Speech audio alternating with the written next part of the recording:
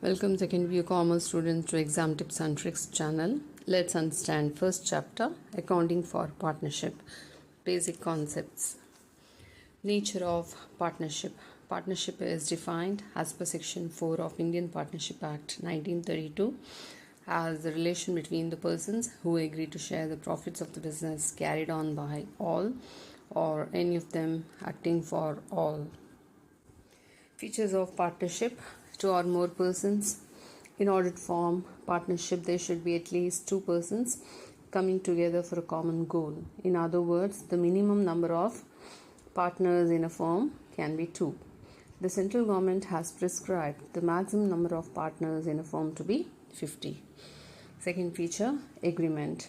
Partnership is a result of an agreement between two or more persons to do business and share its profits and losses. The agreement becomes the basic of relationship between the partners. Next, business. The agreement should be to carry on some business. Mere co-ownership of a property does not amount to partnership. Mutual agency. The business of a partnership concern may be carried on by all the partners or any of them acting for all. This statement has two important implications. Every partner is entitled to participate in the conduct of affairs of the business. Second, that there exists a relationship of mutual agency between all the partners. Sharing of profit. Another important element of partnership is that the agreement between partners must be to share profits and losses of business. Though the definition contained in the Partnership Act describes partnership as relation between people who agree to share the profits of the business. Liability of partners. Each partner is liable jointly with all the other partners and also severally to the third party for all the acts of the firm done while he is a partner. Not only that, the liability of a partner for acts of the firm is also unlimited. Partnership deed. Partnership comes into existence as a result of agreement among the partners. The agreement can be either oral or written. The Partnership Act does not require that the agreement must be in writing, but wherever it is in writing, the document which contains terms of the agreement is called partnership deed.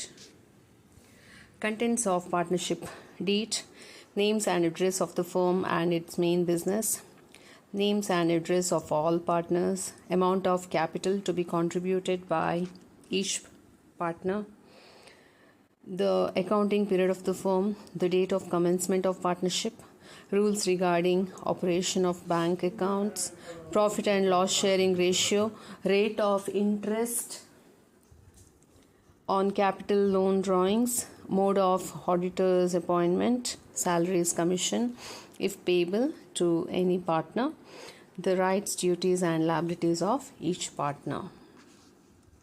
In the absence of partnership deed, the following provisions are essential. Profit sharing ratio. If the partnership deed is silent about the profit sharing ratio, the profits and losses of the firm are to be shared equally. Interest on capital. No partner is entitled to claim any interest on the amount of capital contributed by him in the firm as a matter of right.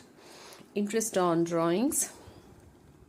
No interest is to be charged on the drawings made by the partners if there is no mention in the deed. Interest on loan. If any partner has advanced loan to the firm for the purpose of business, he shall be entitled to get an interest on the loan amount at the rate of 6% per annum. Remuneration for firm's work. No partner is entitled to get salary or other remuneration for taking part in the conduct of business of the firm. Maintenance of capital accounts of partners. So, partners' capital accounts are maintained under two methods: fixed capital method, fluctuating capital method. Fixed capital method. Under this method, the capitals of partners shall remain fixed unless additional capital is introduced or the part of the capital is withdrawn as per the agreement among the partners. All items like share of profit or loss, interest on capital, drawings, interest on drawings are recorded in a separate account called partners' current account. Fluctuating capital method. This is another method of maintaining partners' capital accounts. Under this method, only one account, that is partners' capital account, is maintained. All the adjustments such as share of profit and loss, interest on capital, drawings, interest on drawings, salary or commission are recorded directly in the capital account of the partners. Difference between fixed capital method as well as fluctuating capital method. Under fixed capital method, two separate accounts are maintained, that is capital account as well as current account. Under fluctuating capital method, only one account is maintained, that is capital account. Second difference, drawing, salary, interest on capital are recorded in current account under fixed capital method. But in case of fluctuating capital method, as only one account, that is partners' capital account, is maintained, all the adjustments are disclosed in this partners' capital account only. Third difference, the capital account balance remains fixed unless there is additional capital or withdrawal of capital. In case of fluctuating capital method, the balance of the capital account fluctuates from year to year. The capital account always shows a credit balance in case of fixed capital method. Under fluctuating capital method, the capital account may sometimes show a debit balance. Thank you.